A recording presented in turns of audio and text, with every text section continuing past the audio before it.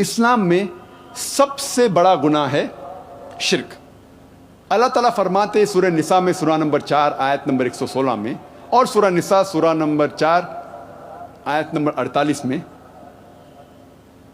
اللہ سبحانہ و تعالیٰ شرک کو کبھی بھی نہیں معاف کرے گا.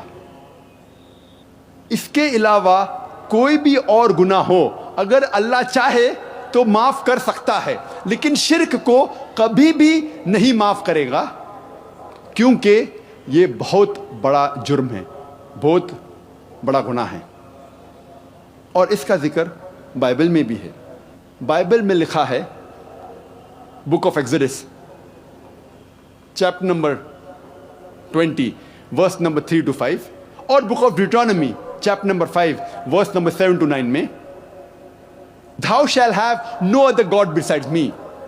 Thou shalt not make unto thee any graven image of anything, of any likeness in the heaven above, in the earth beneath, and in the water beneath the earth. Thou shalt not bow down to them, nor serve them, for I, thy God, thy Lord, is a jealous God. اس کے معنی ہے Thou shalt have no other God besides me. آپ میرے علاوہ کسی اور کو خدا نہ بنائیں. خدا فرماتے ہیں بائبل میں آپ میرے علاوہ کسی اور کو خدا نہ بنائیں. Thou shalt not make unto thee any graven image of anything, of any likeness in the heaven above, in the earth beneath, and the water beneath the earth.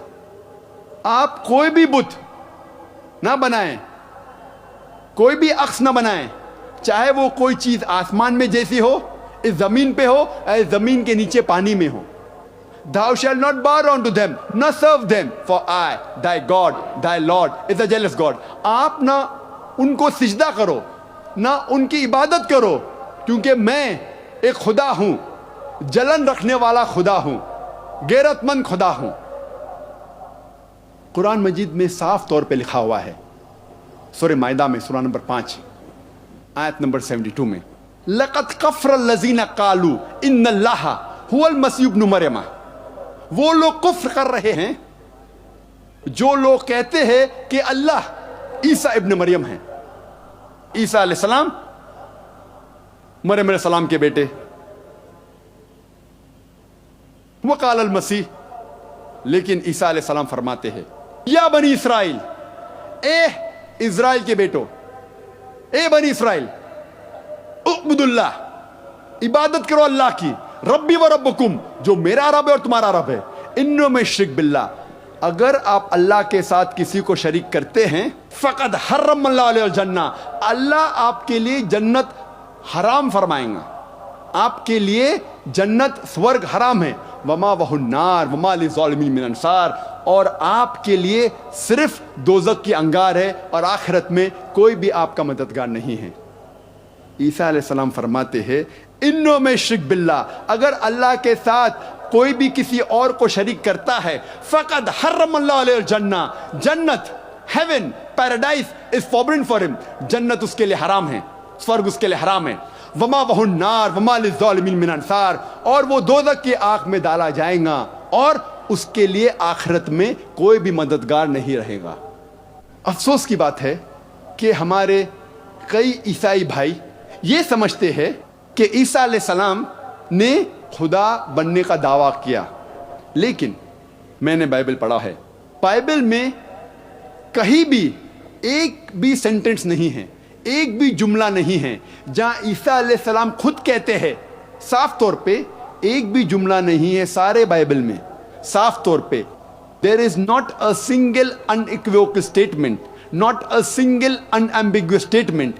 ایک بھی صاف جملہ نہیں ہے، unambiguous، بنا کوئی شبہ، ایک بھی جملہ نہیں.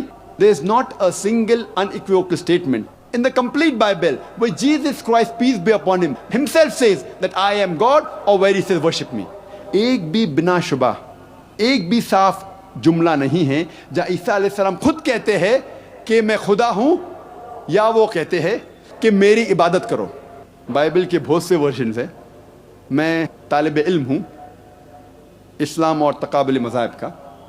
اگر کوئی بھی عیسائی کوئی بھی بائبل میں سے ایک بھی صاف جملہ بنا کوئی شک، بنا کوئی شبہ، جس میں عیسیٰ علیہ السلام خود خود کہتے ہیں کہ میں خدا ہوں یا خود کہتے ہیں کہ میری عبادت کرو تو آج میں عیسائی بننے کو تیار ہوں.